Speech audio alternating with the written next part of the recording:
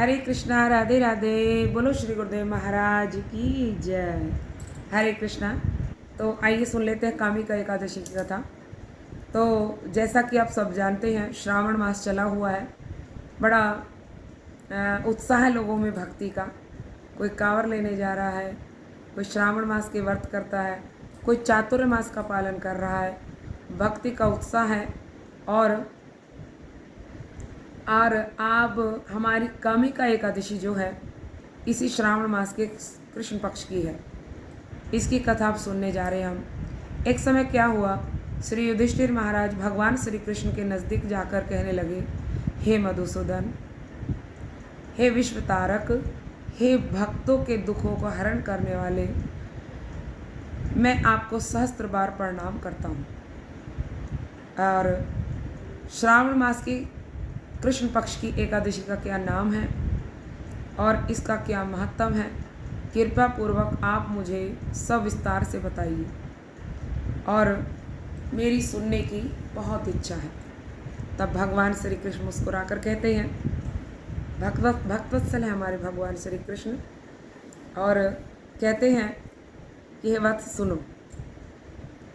प्राचीन काल में भक्त प्रवर, भक्त श्रेष्ठ हमारे श्री नारद जी प्रजापति ब्रह्मा जी से अर्थात अपने पिताजी से यही प्रश्न करते हैं। और उन्होंने जो पाप नाशन व्रत कथा का वर्णन किया, मैं अभी वही आपसे कीर्तन कर रहा हूँ अर्थात कहने जा रहा हूँ। आप बड़े ध्यान पूर्वक सुने, मन योग पूर्वक आप उसको श्रवण करें।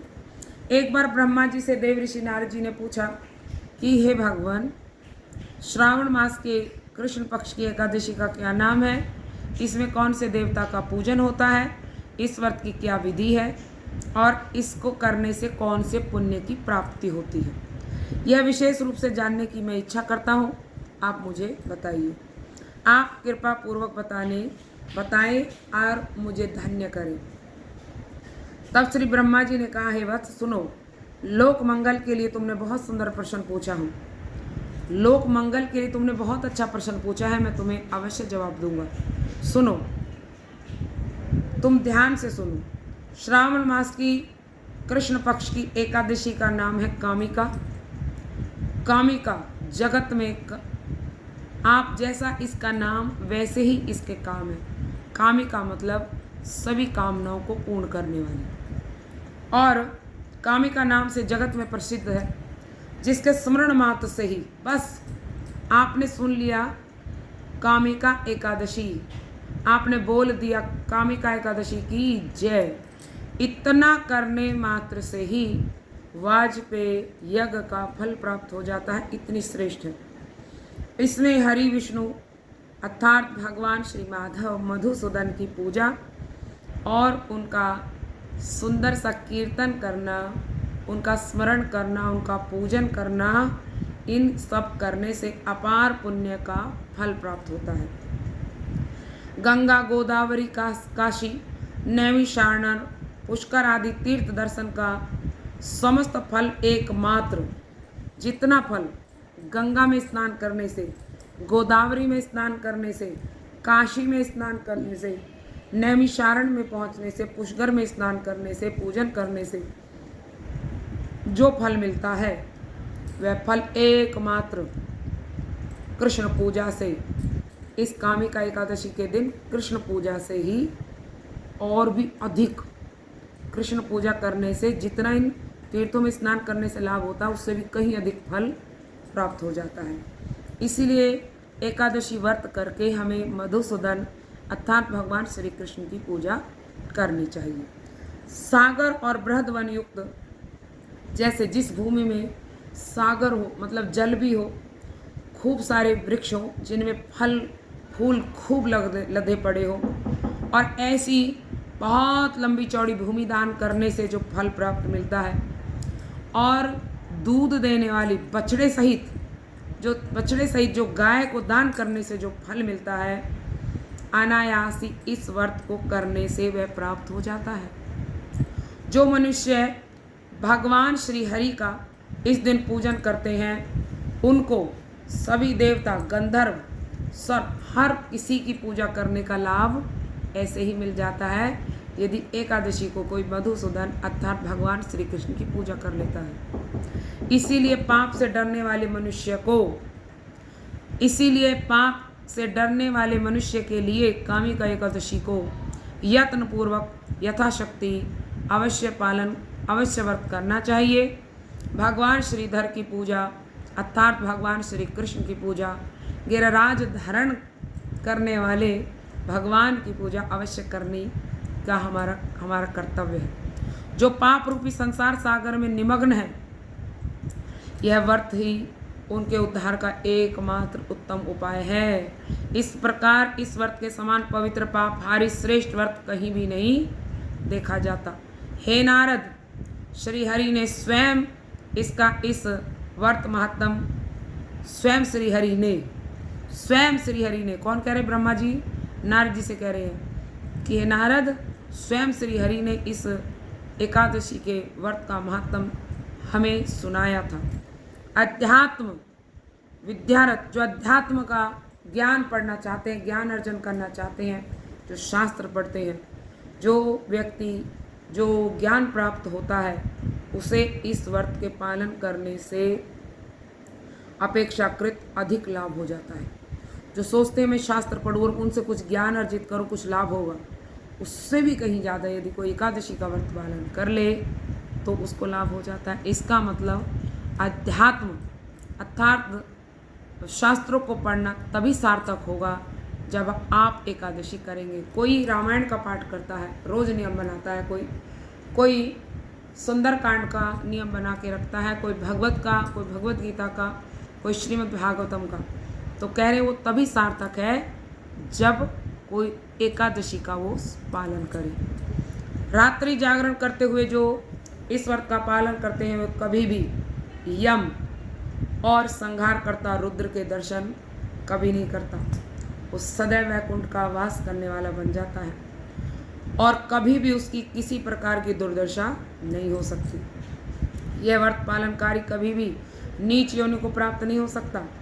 और योगी गण इस व्रत उपवास के फल में ईश्वर, योगी गण ऐसा कहते हैं कि जो सही तरीके से इस व्रत का पालन करता था, एकादशी का जो पालन करता है, उसको ईश्वर सायुज्य से मुक्ति अर्थात भगवान जैसा यश प्राप्त हो जाता है।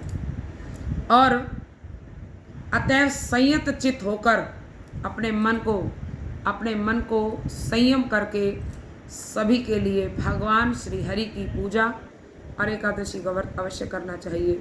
ये हम सबका मनुष्य का कर्तव्य है। केशव प्रिया अर्थात हमारी तुलसी महारानी से श्री हरि की पूजा बड़ी श्रेष्ठ मानी जाती है। श्री हरि की पूजा तुलसी दल देकर करनी चाहिए।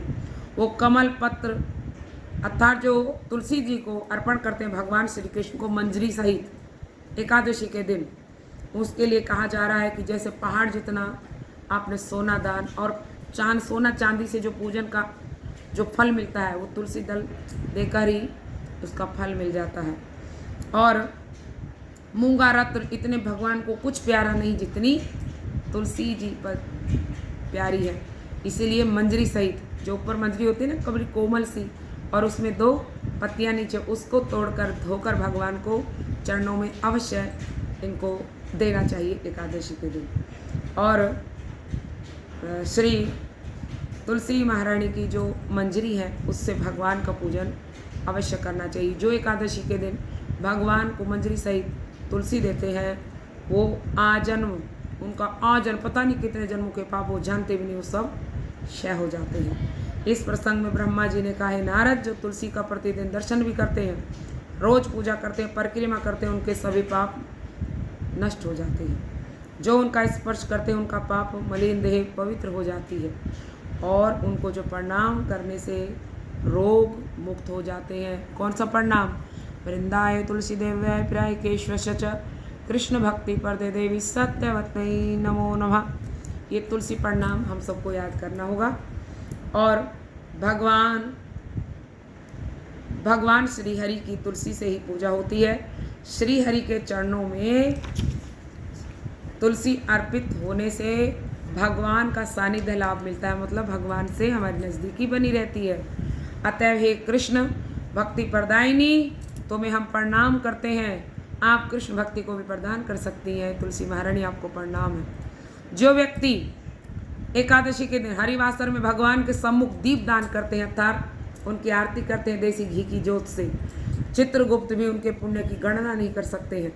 और उनके जो स्वर्गवास हो गया जिन पितरों का, उस पितृगण भी देवताओं के साथ समुचित रूप से तृप्त हो जाते हैं। उनको भी बड़ी अच्छी गति मिलती है, पितरों को भी।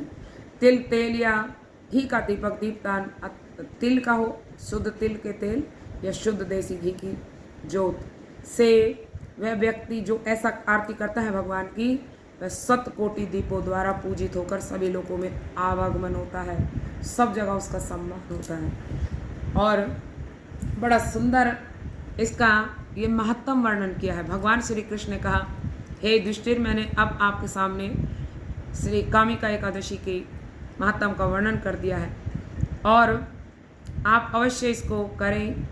और सुनिए युधिष्ठिर महाराज, सुनिए, हे युधिष्ठिर सुनिए, जो कामिका एकादशी का व्रत करता है वो ब्रह्म हत्या, भ्रूण हत्या, गौ हत्या, इन सब से उसको छुटकारा मिल जाता है। देखो, ध्यान रखो, भ्रूण हत्या घोर अपराध है, घोर पाप है, और जो हम लड़के के चक्कर में पता नहीं कितनी बार कर चुके होते हैं स्त्रियां।